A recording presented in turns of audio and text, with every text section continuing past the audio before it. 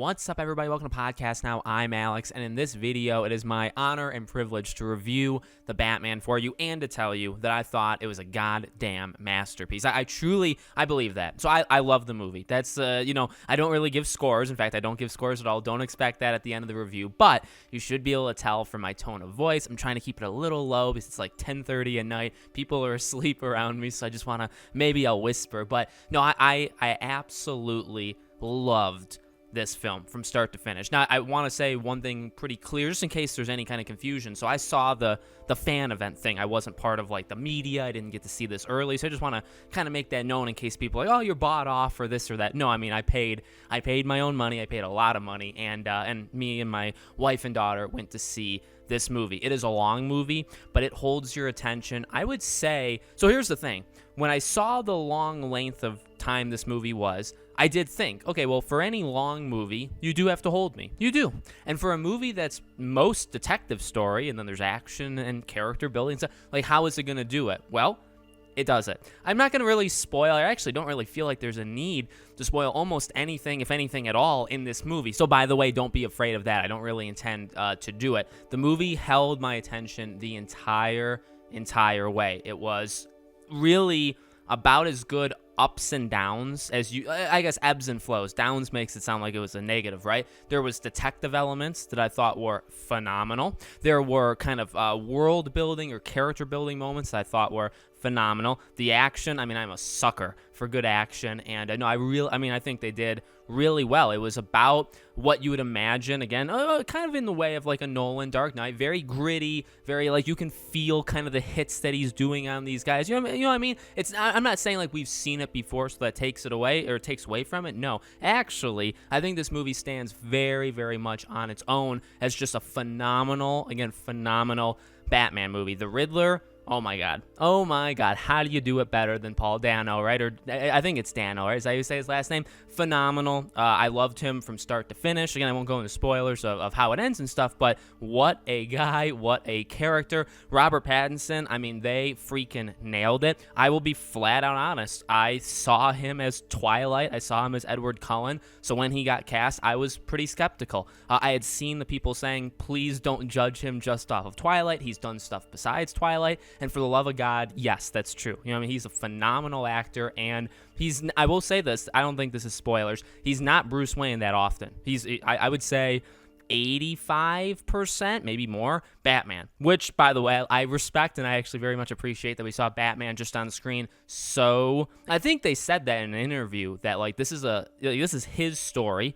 He's like narrating it at times, right? But it's his story, and so he's in like almost every single scene. I remember reading that. I think maybe even Matt Reeves said that, and that's correct. You know what I mean? He's in it all the time. You don't get tired of him. You don't see him as some sort of like emo teenage kid. He's phenomenal. He's gritty. He's dark. I won't say the scene, but there's a scene in this movie where pretty much every other scene he comes across as Batman. And he's even when he's Bruce Wayne, his goal is Batman, and his goal is, you know what I mean? He doesn't really seem to care about what's going on in his personal life or what the Wayne Foundation is doing, right? He literally only cares about getting justice, or, you know, what that kind of aspect of it. And there was one scene in the movie where he kind of towed the line between that, but then he also remembered, like, he is human and he does care about people. And I love that. It's one of the Bruce Wayne moments, and I loved to death that scene. I thought it was really well done, considering kind of the tone. It's still, you know what I mean, it made sense in the tone of the movie. The tone of the movie, by the way, it is very dark.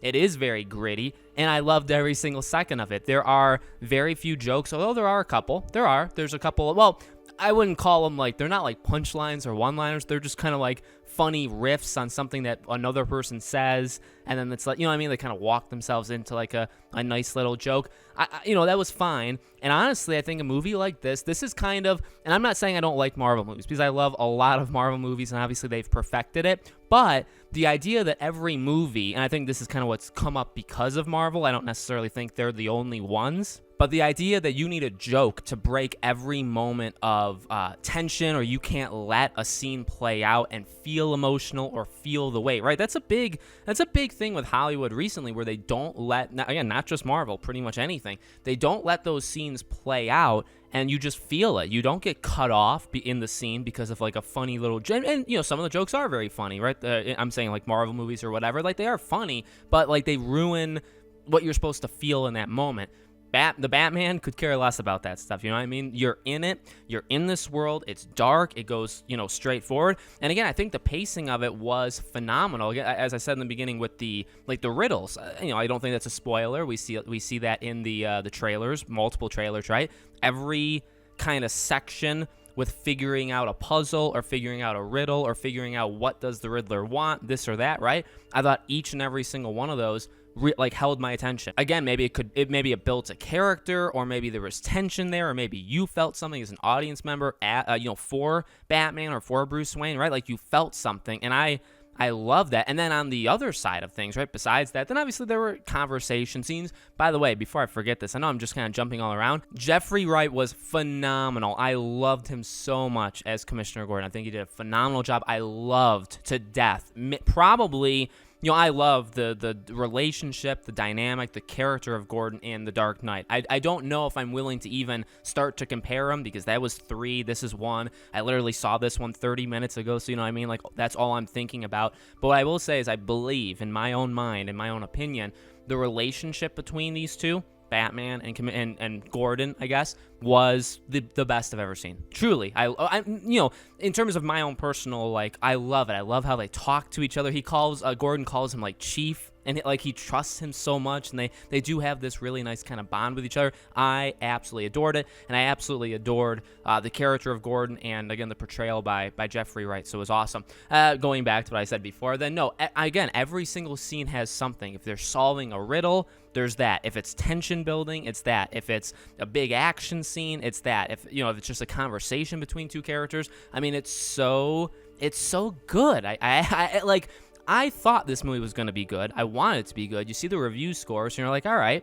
But at the same time, who cares about review scores, and who cares what the New York Times say, right? So it's like, well, I don't really know how excited to get. I don't really know how good. I think we all kind of expect this movie to be good, but what is good? And can it be better than good? And again, what is better than good?